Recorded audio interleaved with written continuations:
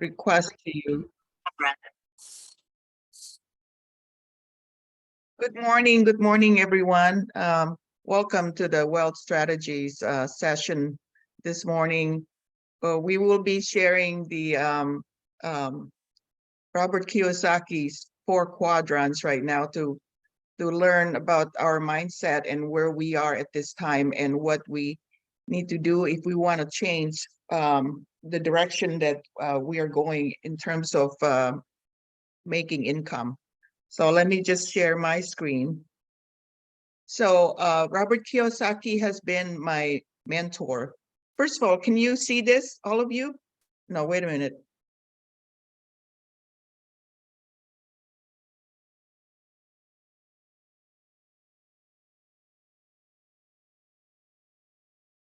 Can you see this now? Okay, great. Robert Kiyosaki has been my mentor for a very, very long time. I was born and raised in Jakarta, Indonesia. From the time that I was in the 3rd grade, I already told my dad that I wanted to come to the United States to study and be successful, and I manifested that and ended up being in the United States and go to college. I went to the California State University in Turlock, Central California, about an hour and a half south of San Francisco. And in the first semester, I met my sweetheart and ended up marrying him. And so that's why I'm still in the United States. But from early on, I always have this investor mindset. So I'm going to go back to that. Let's just go through this 4 quadrants that Robert Kiyosaki, the reason I'm mentioning where I come from is because all my life I've been investing in real estate, and Robert Kiyosaki has been a key person in helping me with my mindset and the direction that I was going, because his first book, Rich Dad, Poor Dad, kind of helped me with the mindset that he explained in the book, where his real dad, which was the poor dad, was the traditional dad, tell you to go to school, get your degree, and make a lot of money working for other people and get promotion. Where his rich dad has a non-traditional mindset, information that you don't learn from school. And this is what the 4th quadrant is. Basically, he's explaining, he's dividing the type of people and mindset, and also where you are in terms of how you generate income for your life. 95% of the people are on the left column. The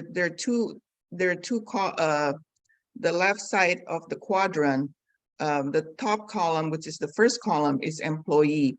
So basically, you go to school, you grow up, and your parents said you go to school, and the school get a degree, and then get a job. And 95% of the people is in this category. The problem about that is that you're trading your time for money. You're just one person. You go to work.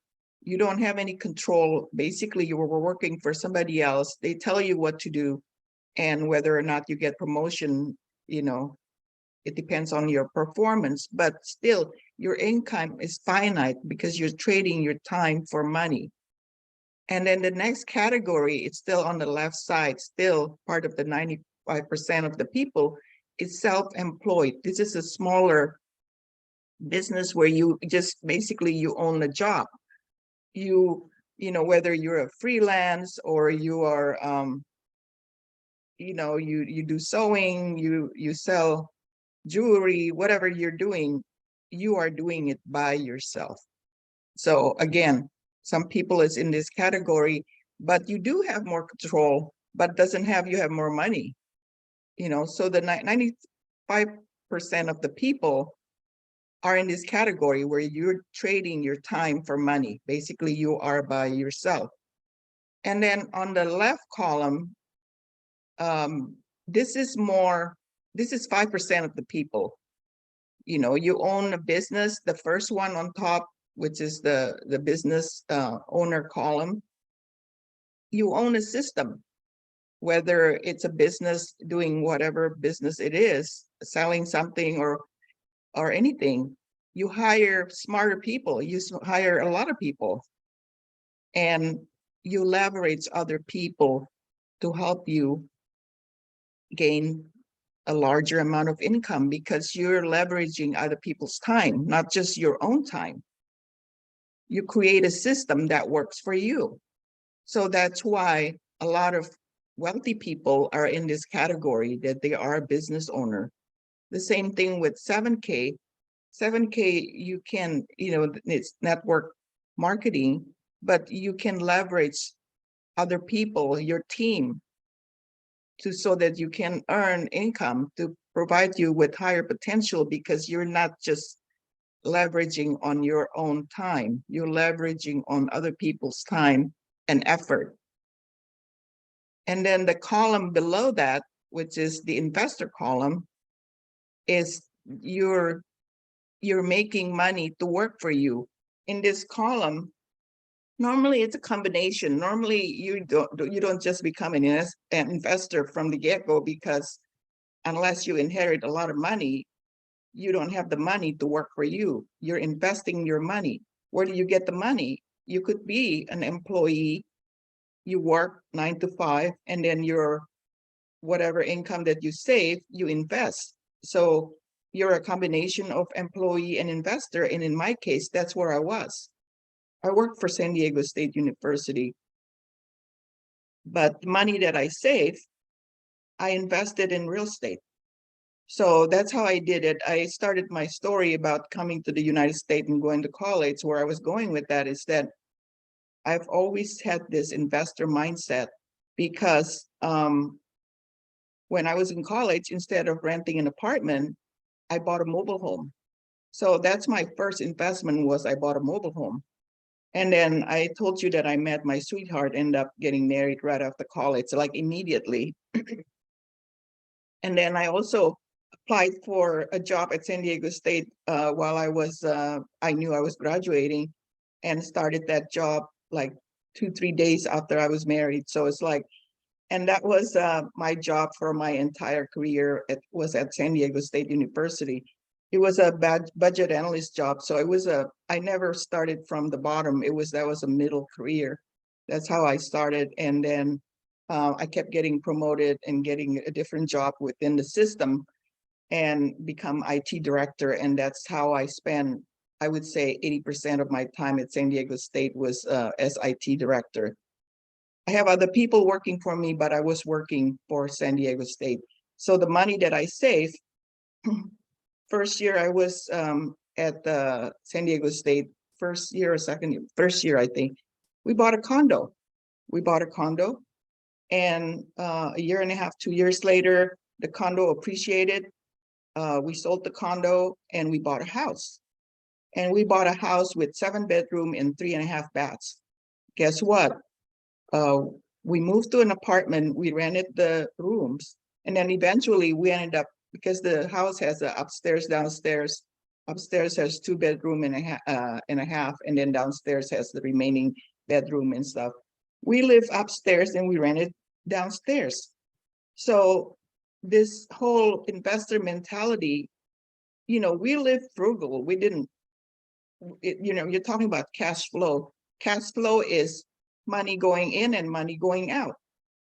A lot of people makes a lot of money, but if the money go out, you don't save anything, then it's not maximized. So that's how I ended up saving money. So we bought the house, we rented it, we live in an apartment, and we move into the house, but we still rented part of the house. And then when that house appreciated, I refinance and I buy another house. And I continue repeating doing that. Whenever it appreciated, I would refinance. In my lifetime, I probably have done more than 100 refinancing, mortgage transaction. Probably more than 100, because at one time I owned 43 condos in Mississippi. Tony, you asked on your Facebook what you didn't know about me. I owned 43 condos in Mississippi at one point. and I bought houses in San Diego, apartments. So I own a lot of real estate, but I'm at this point now where I am passing on the knowledge. I have 3 daughters.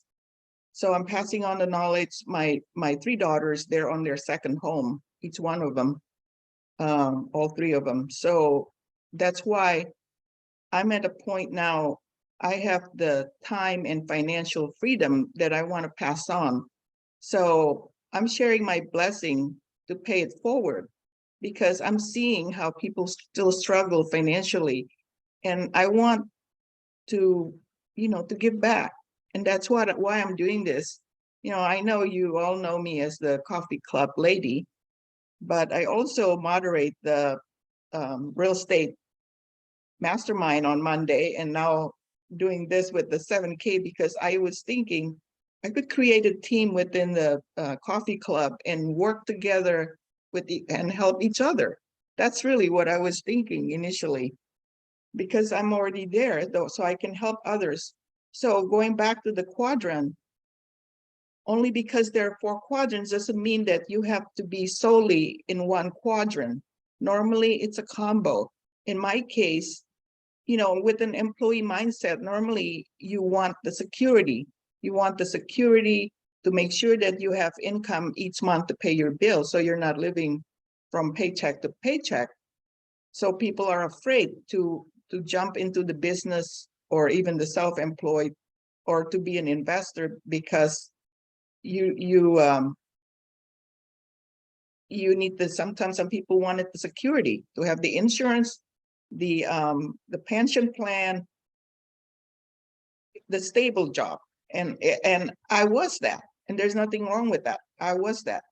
So the money that I saved, I bought real estate. And not only did I buy real estate, I also, the university provided the it's like an IRA. It's like a it's a deferred, tax deferred plan. It's like a 401k, except for university they call it 403b, or tax sheltered annuity. I always maximize that. I contribute the most amount that I could.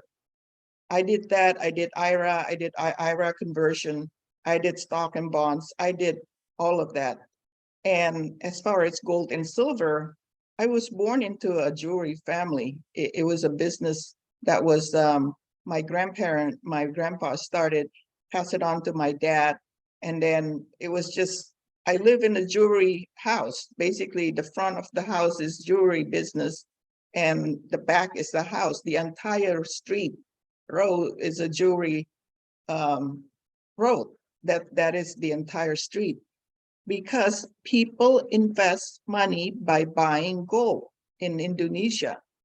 They did not do the saving account because of the inflation was so high. People buy gold. They didn't buy silver. Mostly it's gold, diamond, and all that jewelry. But it's gold that they bought to save money. So I'm very familiar with all of these.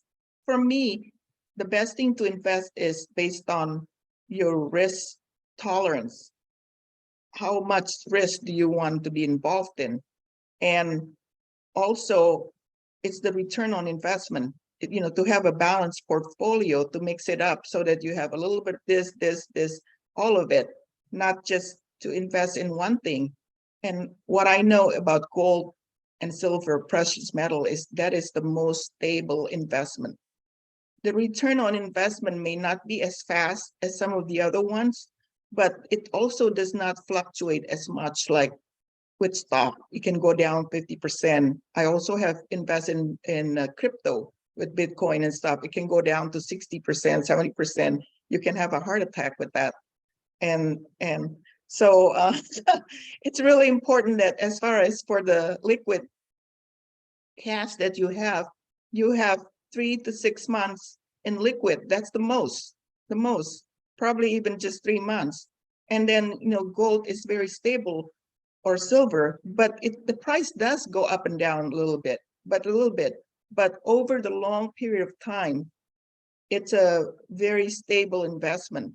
So I would say if you want something stable, but it doesn't go up very fast, but it also doesn't go down very fast.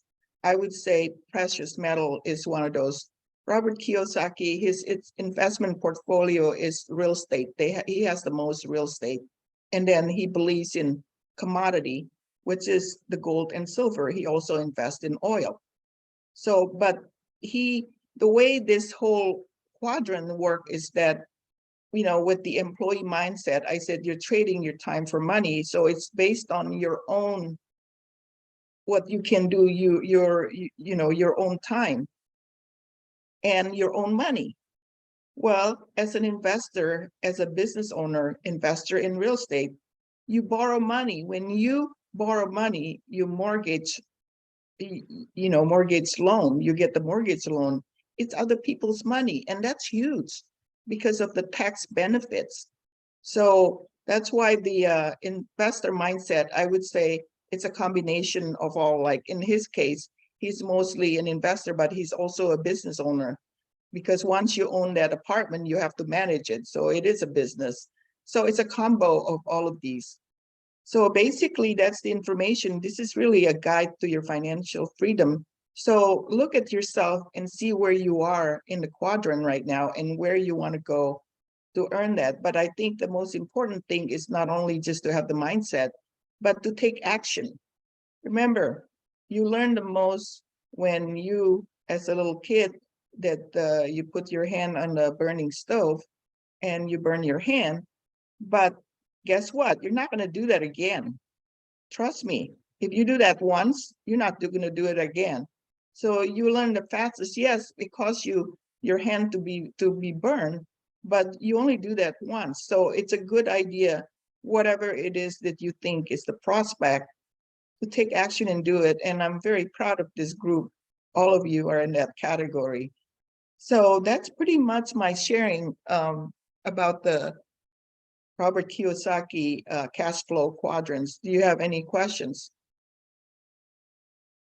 I have a first one. Do you want to cut the slide since we are talking more? Okay. Yes, I think at this point, I'm not going to play Emily's video since we've all already know about that. I think we'll just mastermind about what your thoughts about Robert Kiyosaki cash flow quadrants, and if you have any questions or anything. Go ahead, Tony.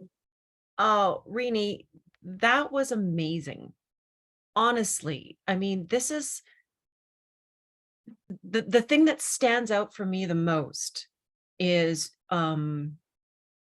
exactly what we always talk about, mindset. As you began to share your journey as a young girl in Indonesia, what is the first thing that stood out was you found you had a different type of mindset. You had a different thought process of where you saw yourself going. So what a beautiful share, the way it intertwines with that quadrant with Robert Kiyosaki. Like you really, like you said, but here's the thing. Yes, you took action, but you can't take action if you don't know where you're going. You had such clarity on what you wanted. And Robert Kiyosaki's quadrant really spoke to you. It kind of solidified what you already knew. It gave you the roadmap. It gave you the roadmap and you stayed disciplined. I am just in awe of how, thank you for sharing that. That is such a powerful share of how you did that. It's one thing to have the knowledge. It's another thing to actually take that clarity, intertwine it with the knowledge, and have the discipline and the courage, right, to keep moving forward on your vision. And I love the fact that you're very honest about it. Like, we can't do this alone, right? Yes, we can. I mean, I'm not saying you can't be successful on your own. Of course you can. It just takes longer. It's just a little bit more of a struggle. But how beautiful, like your whole vision was to pay it forward. At the end of all this amazing journey, I love the way you intertwined that in that quadrant. That was just so beautiful. I hope people come back and watch this replay.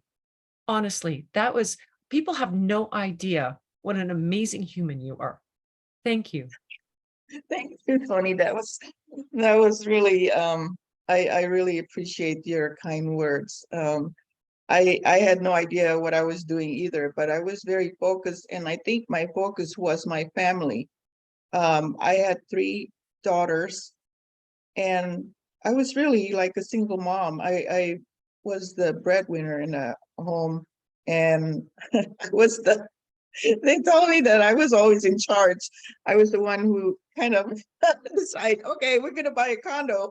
And then I would figure out, and you know what, with a lot of investment, the key to that is to be able to get the financing. How do you get the money? It's not about buying the condo, but how do you get the money? And I was that person. Like I said, I've probably done in my life over 100 financial mortgage transaction, because not only, just remember, each time I bought a house, I have to get the mortgage. Sometimes I get, and then sometimes when there is equity, I would do a second mortgage. So I have to do 2 transactions for one house. But then I would, when the property goes up, I would refinance, then it has to be reappreciated, and then you have to change the financing again.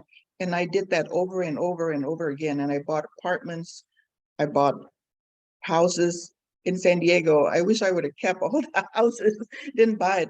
I even after I sold, because I was at, there was a point where I said, okay, it's time to coast and just sell the houses and do a passive income, where we traded with commercial real estate and own only a portion of it in different states. And we generate a lot of passive income with that, but now it's all sold, but at the time. So we generate passive income without having to do a lot of the labor, as far as like, I didn't have to worry about property management. I didn't have to worry about financing it again or anything. I was like trying to start enjoying our life. I even did my own taxes. I remember how many pages that was in the past when there was no software. So I had to understand what is the tax deduction when you're borrowing money to buy something, because all of that is tax deductible, all the depreciation, and then including the capital loss. It's on paper, it may look like it's a loss, even though, like, as a business owner, you have a lot of tax deduction. You go to New Orleans, yes, you're having fun, you're eating food, having party, but it's tax deduction because you're learning about 7K, right? So there are a lot of tax benefits related to real estate and also owning a business. So I know all that stuff. So all of these, take me to this point where I was able to retire when my daughter graduated, get a job at Microsoft. It was funny because when she got the job with Microsoft, she rented an apartment shared with a friend in Seattle. And then it was a lease for 6 months. She said, Mom, she called me up and she said, Mom, the lease is coming up and my roommate is moving out. What should I do? Because she was like, at this time, she was probably 21. And I said, you're going to buy a house. She said, what? How could I buy a house? I can't afford to buy a house. I said, well, you need to turn the question around, change the wording. How can I buy a house? Instead of I cannot buy a house, how can I buy a house? That's exactly what we did. So I connected with a broker in Seattle. I was in San Diego, Seattle. Hey, and I told her exactly what I wanted. I wanted a property that can generate income, but it has a place for her to live in and to have the privacy. So I said, it's like a duplex or something that she can live in it and have privacy and generate income. That's exactly what we did. So the broker found houses that meet the criteria. I said, Paula, you go with this broker and look at these houses and the location that you want. First of all, you specify the location that's acceptable to you, because I'm not familiar with Seattle and Microsoft is located in whatever the location was. So she did that. She said, I want to be close to downtown. I want to be close to this and that. So the broker gave me the list. And Paula, you go with the broker. So she made the decision. She chose the house. The first one, you know, the offer's not accepted or there's problem, whatever. And just keep going until finally she found a 2-level home. In Seattle, there's a lot of ups and down valleys or whatever, the land, that it's a 2-level home and it has 2 entrances. So the first level has a separate entrance and a 1-car garage. It's a 4-bedroom, 2-bath house with 1-car garage. But upstairs has 1 bedroom, 1 bath. No, 2 bedroom. Upstairs has 2 bedroom, 1 bath. Downstairs has 2 bedroom, 1 bath. And then it has a garage and it has a little yard. And so it has a separate entrance. Downstairs doesn't have a kitchen. Guess what? We created that kitchen downstairs and we did a lock off between upstairs and downstairs. So she has her own 2-bedroom, 1-bath house downstairs and a 1-car garage. And upstairs has a 2-bedroom, 1-bath with a separate entrance, totally separate, that she rented out. The rent that she received almost paid the entire mortgage. So basically, she's living in that house. We created the kitchen downstairs. She has a complete 2-bedroom, 1-bath, upstairs 1 bedroom, 1 bath, and the mortgage almost pay. In other words, the rental almost paid the entire mortgage. So that's what she did with the first one. And recently, she just bought a house in San Diego. It was the same thing. We had to do an upgrade and created a sunroom. She created this separate dwelling unit. She put a fence so that she has privacy. She has separate entrance. She has 2 houses. And so she owned the first house at 22. She's now 25. She's just turned 26. So she's 26 now. She owned 1 house in Seattle, 1 house in San Diego. Well, the apple does not fall far from the tree. Well, that's what I wanted to do. I want to pass it on. But see, I see the Women's Coffee Club is like part of my kids' extension. And I wanted to do that. That's why I'm doing this.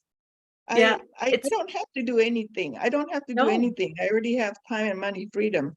But I wanted to do it because I want to pass it on and I wanted to give back.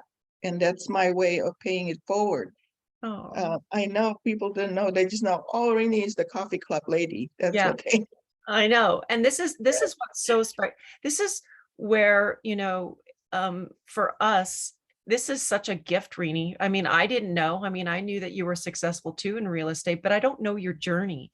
This is where sharing your journey, telling your story is so important. It doesn't matter what lights you up, whatever lights you up, however you got to where you are, it's the personal journey that's so important, to share with people, because it could be that person's roadmap for them, to open up something. And I'm going to share something. Yes, you used real estate, but I'm going to go right back to what I said before. It started here first. It started here first. As a little girl, it started here and it moved to here. This got into alignment. So there it became very clear of the direction and the action that was needed. And then putting in more knowledge and using the roadmap of Kiyosaki just kind of clarified it all. Right. And then that self-discipline, that self-discipline. But something that's very interesting that it's so important right now for people to understand is that, believe it or not, like you had mentioned on your journey, people have no idea probably that it started in the gold and coal business, right? Back in Indonesia. May's success, same thing. Her journey of survival happened because her mother had started storing away some gold so that her family could escape Vietnam at the time. Indonesia. Right? That to make it to America. Okay. Once again, it's God's money. Okay. That was the stepping stone to go to whatever level it is or whatever direction you want to go in. And you have shared, I mean, this is the whole thing. We can mindset all we want. I call it kumbayaing sometimes. It gets to the point where it's all kumbayaing. But what action are you going to take to move the needle to the life that you really want? Omega shared it. She had that massive aha moment. She's seeing the quadrant. That's enough. I need to move into the next quadrant. Loveline, same thing. I'm there now. I'm out of the fixed mindset. I'm moving into the growth mindset. Where do I want to grow to? Who do I want to link arms with? Where do I want to go with this? Right? Kasha, same thing, sharing her story, letting go of the BS, the stories we kept telling ourselves of the blame game. It must move on in order to move into that next quadrant. That's so I always used to say, if you want to start pointing fingers, go stand in front of the mirror. Go stand in front of the mirror.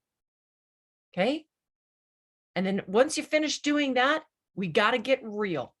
We got to roll up the sleeves and we got to get real. And once you have that honest, loving, kind discussion with yourself and realize the blame game is over. It's over. You are surrounded by incredible wisdom, ladies. This woman is giving bombs after bombs. I'm going to call it golden nuggets, no pun intended, but really, the wisdom that Riny is sharing right now, people pay thousands of dollars for this type of mentorship. I'm not kidding. I've been around the block enough to know what people pay for this type of mentorship. And we get it right here in this beautiful women's club. If you just plug in. It is just incredible, Riny. Thank you for your gift. You're right. You don't have to do this. You can just sail off into the sunset. But here you are, sharing your heart, sharing this beautiful wisdom. What a blessing this club has with you. Thank you. Thank you, Tony, for your kind words. That's very, very generous of you to say all that nice thing. And it's also good for me to receive this feedback because I never thought of it like that. I've never thought of it as I'm doing anything special. I just thought that I go through life and that's what I did.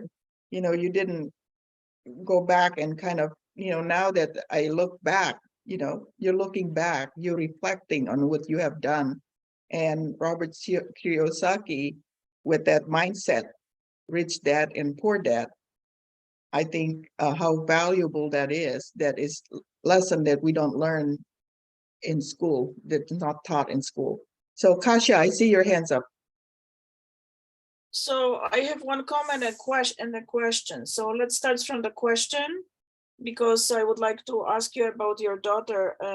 It's such a, I think that my daughter is 24 and I think she's doing freaking amazing with her financial things and then decisions. I'm super, super proud of her, but she's not there yet to buy a house. Maybe next step. I'm not so sure about the times right now, if this is a good time to buy a house or not, or what's gonna happen with the next, year with the banks collapsing and what they are planning. So, but I don't want to drag on that much. But what is the strategy for your girl in Seattle? I understand she already bought the second house, but is she, since she's renting out, half of the space and then that rent covers most of the mortgage, is she also paying for the mortgage to pay the house off faster, or she's gonna let it go through the whatever 15 years or whatever 30 years? With the house in San Diego, as you know, interest rate has gone up by a lot. So with the house that she just bought recently, I think her interest rate is closer to like 6%. Which is very high for San Diego. Housing in San Diego is very, very, very expensive. because she was able to, basically this house has it's 4 bedroom, 3 bedroom, two baths, but it has this extra room, large extra room that the owner was using it as an additional living space. So she converted that room, which was like 700 square feet, I think, something like that, less than 1,000 square foot, but that's enough for her. She turned that room into a studio, like a 1 bedroom with the kitchen. She built the kitchen, she built the bathroom and a bedroom, kind of like parcel it off. It's just her by herself. So it looks like a new house in this just 700 square foot space, but she's content with. And then she also added a sunroom for the other house. So she get her rent for that house is almost $4,000. And that it's a 1-year lease that the tenant is paying for the entire year. So with all this upgrade, she could finance that. And she's living in that. She has the fence, the land is 1/3 of an acre. So she Wow. parceled it off. So she has her own private yard. She has her friend. She has basically, but going back to your question, what was your question again? How did I? About this yacht house, because I'm wondering, if the rent is covering almost the whole payment for the house, are you guys thinking about paying it fast, meaning that she's gonna pay some money from Right now, she's not thinking about that right now, because when she decided to buy this house in San Diego, she actually had a spreadsheet that listed her requirements. She offered another house, she didn't get it. It's a journey. So she's probably looked at 43 houses, because not most of houses do not meet her requirements. But she had a spreadsheet, like this is the must-have, this is the maybe column, and then she has this other column she added. It's a happiness column. She called it happiness column. I So like for that. example, you must minimum have to have this, but if you have this, like she has the privacy, that's a happiness column. If she has the garage, that's the happiness column. If she has this fence she has a pond with turtle in it, that's the happiness column. So she has this must have, and then she also has on top of the mortgage, because the interest rate is so expensive, she said she can only afford up to a maximum of $2,000 for her costs. So in other words, let's say, because the mortgage rate is so high, the interest rate is so high, that after paying the mortgage, her expenses, because she still have to pay the utilities, the gardener, the water, all of that stuff, and the cable TV, the internet. So she has a spreadsheet that says my overall cost is $2,000. So this house is really like $6,000 a month or whatever it is. So, but she specified what she wanted, her requirement, unless it meets all of that or whatever that can be adjusted, that she wasn't going to do it. And that's what she did. So she's an investor, and she's using, by borrowing money, the mortgage loan, that's tax deductible. That's using other people's money to buy the house. She couldn't buy it outright, but eventually, like in my case with my house, I actually bought it like almost cash, but I refinanced because I took some money out because I wanted to invest on something else. So you just play around with the financing. To me, the financing in any kind of investment, especially real estate, is key, because that financing can make and break you. How you play with it, how you have to calculate. For example, if your tax benefit you know that your tax is going to be lower because of that loan that you're borrowing, because the tax in your property tax and your interest is tax deductible. Plus, for that portion of the house, you can depreciate. It's a rental property.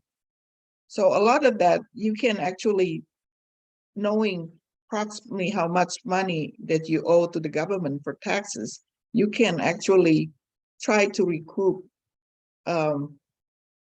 when you claim your deduction, your exemption for tax purposes. You can claim higher deduction. At one point, I claimed like 10, even though it was just me and my husband, because I knew there's tax benefit and I wanted the cash up front instead of getting the cash after taxes, to get the tax refund. I wanted the cash up front, so I claim more. It's just information like that. If you know how to play around with the numbers, to me, that's how you do it. Whether you pay it off or not, as you get older and you want to have that not only financial time and financial freedom, and you have the means, yeah, go ahead and pay it faster. Do the 15-year loan. I just refinanced. I like I said, this house is pretty much free and clear, but then I took money out, equity, and I just refinanced it to a 15-year loan.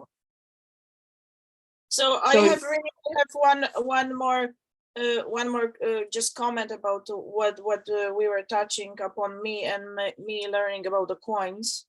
Just addition to the being brave subject, is that yesterday I placed my very first coin on sale on Stack and Sell, and just during this call I found out that I actually sold it. So this is my very first. Congratulations! My very first flip, and I'm learning so much, and I'm learning it not from the books. I mean, I did learn a little bit from Curtis. I mean, it takes time, and your brain gets focused on certain things, and you start learning, and then you do mistakes. So I put a lot of money, in my case, in this learning. Some people don't have to do it that expensive way, but I got into the solution right now that I think I figured out how to start making really flipping money on it, and today is my first day. So I will remember Congratulations! because because I will remember that day, because it's the day after Tony's birthday. So happy birthday! Oh yeah, happy birthday, Tony! That was so awesome, Kasha. That's what I'm talking about burning your hand thing. It was exactly what you do. You found out that in Stack and Sell you can buy other coins for less expensive than 7K, which is okay. It's still in the Stack and Sell. They're going to verify anyway. And that you figure it out that you could buy it for less, and then you watch the market. When the price goes up, you put it at the price that you want. And if somebody wants to buy it for the price, you make a profit. So not only are you making commission from sharing the good news about 7K, but you're also making profit from selling. You're actually buying and selling. You're not only just stacking, you're buying and selling. Kasha, that's amazing. But there's one more aspect, Rini, that I just realized at this moment. Sometimes when we share, because we are absolutely excited, I think so, about 7K. So we are sharing it, and people often misunderstand our sharing, our passion, our crazy, fantastically happy passion with selling. And so this time I sold something without selling, even it was on the selling platform, meaning that I didn't have to do the job of blah, blah, blah, blah. This is amazing deal. The deal sold itself. I put it on yesterday evening, maybe it was like 11 p.m. And right now I was checking how is my coin, and I cannot see it, and I'm like, what's going on here? And then 1-2 more clicks, and I'm like, oh shucks, I sold it. See, for Omega and Lovelyn and May Tran, I don't know, May Tran, how long you've been with 7K. Elizabeth, I know this is probably all new to you. But anyway, that's amazing. That's how you learn. It's by doing. Change your language. When you said, I cannot do it, rephrase that. How can I do it? And this has been an amazing mastermind. I know we're at the top of the hour. I'm just looking at it now. We didn't even realize we didn't turn on Emily's video, and here we spent the entire hour just talking like this, you know. Uh, yeah. And another thing, Tony, you were saying how amazing that I'm doing this, paying it back. I've said this many times during the coffee club that I gain more when you're giving something back, when you're paying forward. The satisfaction that that you're helping and you're making a difference in someone else's life is huge. For my own satisfaction, I get the benefit, but also in my life, one of the things that I always thought about myself, this is the I cannot sell. I cannot sell. This is a mindset thing, the limiting belief that I cannot sell and nobody wants to buy from me, or nobody, like, so any type of business, network marketing or anything, nobody wants to buy from me or nobody wants to join my team. Nobody, it's almost like I have the need to prove myself that I can do this. That's another thing. Do it. I know it's a crazy. But Riny, What? all you just did was let us in just a little bit deeper into your story. Because you let us deeper into your story, okay, it has opened up a door that says, wait a minute, somebody just didn't go over there and place Riny at the top of the food chain. Wait a minute, how did she start? A little girl who lived at the back of a jewelry store and I'm very blessed unknowingly to understand what real money was. Okay, so that was a blessing.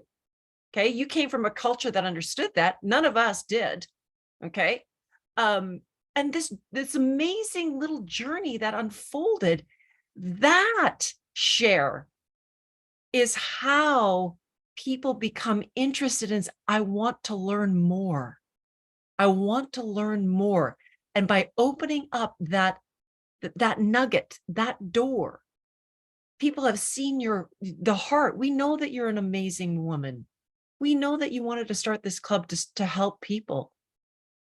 But that insight is what makes people say, I want to learn more and be with Riny to do this. Right? That's the key right there. Your share from your personal little girl self. Because that's what's holding us all back, is that little girl. We may be in these big bodies, but these big bodies hold a little girl that says, I'm not enoughness. This old story of not enoughness, this old story of blaming, this old story of blah, blah, blah. Okay? Nobody's denying those stories, but we must let go of them. We must honor them and bless them, that they are catapulting us because somebody else, some little girl, shared how she went on a different journey. And it's going to shine a light for that path for all of us little girls that are in these bigger bodies now. That's how we do it. We just happen to be doing it, and this is what this is about. And this is your coffee club. Thank you. Tony. Thank you. Thank you so much for that, kind words again, encouragement. And all of you, I mean, I see all of you. Elizabeth, hi. I haven't seen you in a while, but each one of you, I mean, how that's the whole thing about what I wanted to do with the coffee club was to be able to share and inspire each other. And that's exactly what we're doing here. So I'm so proud of all of you to be here. And if, I also thought about, because what happened was I fill up the coffee club, the entire calendar of 2023, probably last month or the month before. If you look at the schedule, it's full until the end of the year since last month. That was talking about taking action. I actually recruited a different speaker each week for the entire year. And that was done like in January or February. That's why when we wanted to present this, there's no slot to present. So I said, hey, guess what? Creative, I just create a different slot. So for the Tuesday time slot, this is financial literacy, you know? We don't even, like, it doesn't even have to be me presenting. Today I'm presenting because this is the first one. Next week could be Tony, and the following week could be Kasha, and then could be May Tran and Lovelyn and Omeka and Elizabeth. You know, each of us have little nugget that we take for granted that we don't realize. Like when I was telling this story, I didn't think about all that stuff that you were saying it, Tony. You said, oh my gosh, that's amazing. I never thought of it as being like that. I just thought that was my journey, you know, and Robert Kiyosaki happened to be part of my journey. But see, other people see it from a different lens. And I see Lovelyn, this lovely lady, she's so how strong she is and all the journeys she's shared at Coffee Club. I was so impressed, amazed, and admire her. Same thing with Omeka and her drumming and her perseverance with mom, how her patient and caring, kindness. You know, Tony, you're a mentor to me. You know, her golf coaching journey into this mindset coach, just you inspire me. You know, each one of you, Elizabeth and you too. I have known Elizabeth a long time ago. And Kasia, look at this taking action queen. That's what we're gonna call you. You know, she sold her coin. She started bartering her coins. Not only the network marketing part, but she's actually find a different way. Ladies, I'm telling you, Kasia just shared some nugget right there. When she said she put that coin for sale, she didn't know it was sold and somebody bought it. Even if you just only earn $20, $50, it's a win. It's a win. I'm telling you, you know, we're here to inspire each other, and we just did that today. Kasia, go ahead. We already passed the hour. If anyone needs to leave, go ahead. Kasia, go ahead. Yeah, I just, since you know I became a host of this call behind the scene, I just wanted to, since we are wrapping it up, so I would like with your permission to say goodbye to the recording, and I mean we can stay for a few more minutes, but other than that, I think we shared enough of wisdom, and you know, I'm so excited about me becoming the true, real, you know, coin queen, coin Yes. queen. I want, before you close it, Kasia, I just want to say thank you so much, all of you. You inspire me. You think that I inspire you, but we're inspiring each other. That's the whole reason why we're here. So I think my question is for your feedback. Should we continue this? How do you think? What would you like to do with this? Tony, what are your thoughts? I think we can actually close it and then discuss that after closing. So okay, thank you, ladies. We'll see you next week.